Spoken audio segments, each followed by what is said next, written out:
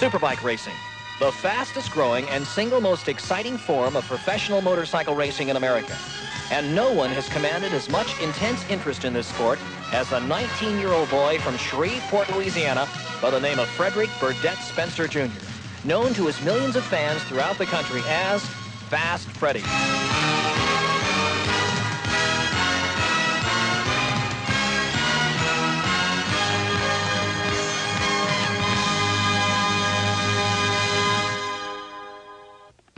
Daytona Beach, Florida, home of the world's most famous racetrack, the Daytona International Speedway, where every year in March, the fastest motorcycle racers on the professional circuit compete in the Bell Superbike 100, the most prestigious event in a form of motorcycle racing that is uniquely American, both in origin and in popularity.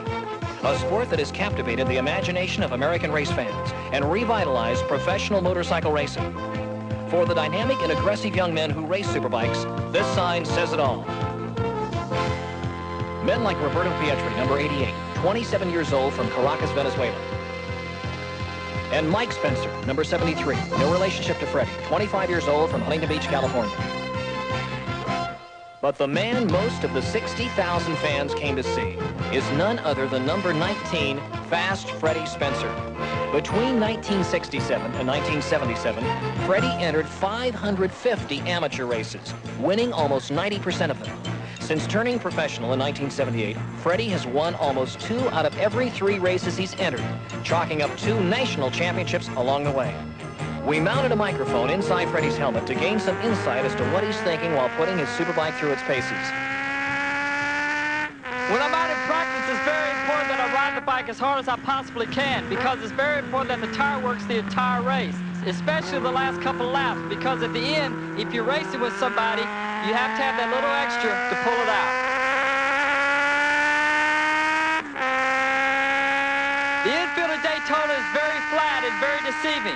You can go into the turns and brake much deeper, and that is very important on your corner speed. You have to maintain a high level of concentration through the turns, because being so flat, there's no room for error. Leaning off the bike the way that I do allows me to keep the bike more upright and allows me to get on the gas sooner and get a better drive off the turn. Coming down the back straightaway toward the chicane, it is very hard to judge when you should start braking.